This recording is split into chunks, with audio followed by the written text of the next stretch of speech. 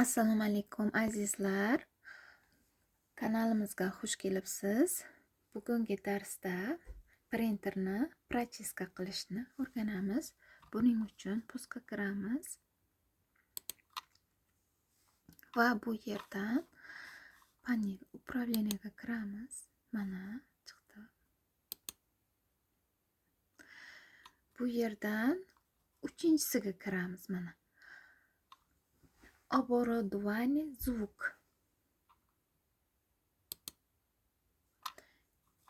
Mana bu устройство и printerni taydagi 2-siga kiramiz. Dispetcher устройствоga. Endi printerimizni tanlaymiz.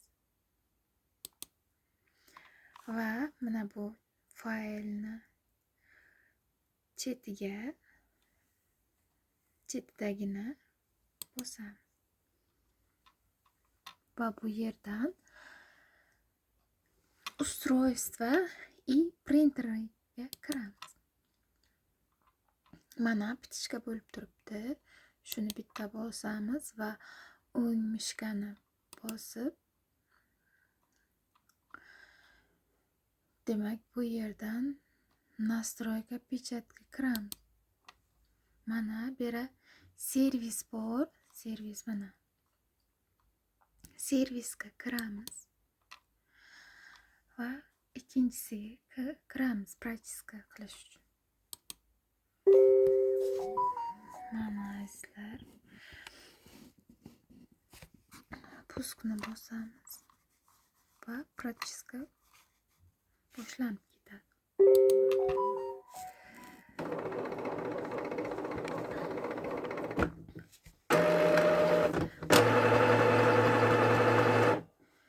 Bu ozgina vaqtni oladi. Mana shu ko'kcha,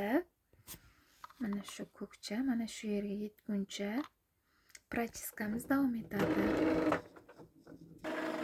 Mana azizlar, prochiskamiz davom etmoqda.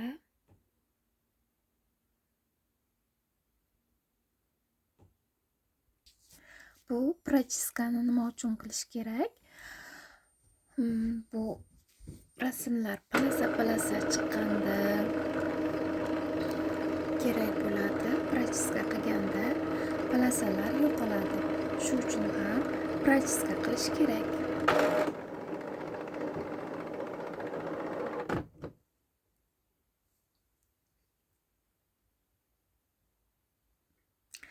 Mana azizlar, prochiskamiz yakunlandi. Готов deb bosamiz va pechatga beramiz. Mana birinchida turganini bossak,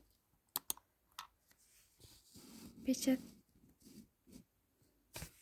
chiqdi. Mana pechatda bosamiz.